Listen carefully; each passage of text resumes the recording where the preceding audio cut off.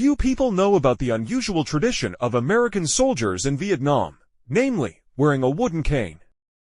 Often the cane had an obscene gesture. In fact, this item is a demobilization cane, and in the original the cane is called short-timer. And demobilized soldiers in the U.S. Army were called short-timers, that is, a person who had little time left before returning home.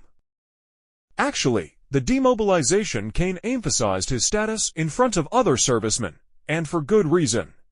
As a rule, the status of a demobilized soldier was received by a soldier who had less than 100 days left before the end of his service. The status of a demobilized soldier endowed the soldier with certain privileges.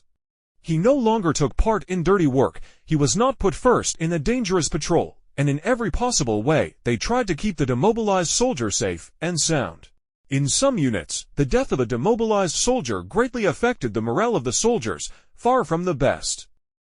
The officers also understood that the demobilized soldier had very little time left. If he had taken a lot of stress during his service, he could do something wild.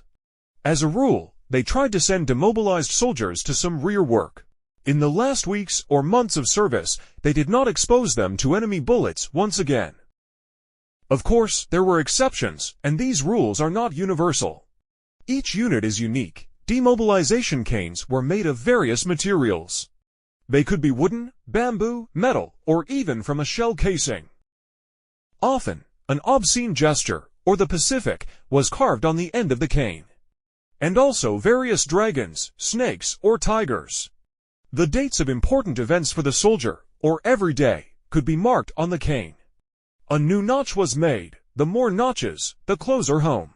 In some units, the demobilization cane was one, and common to the units. It was worn by the demobilized soldier with the longest service. If there were several of them, they carried them in turns.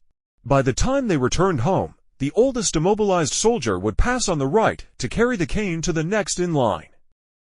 In general, the Americans came up with many traditions associated with the end of their service.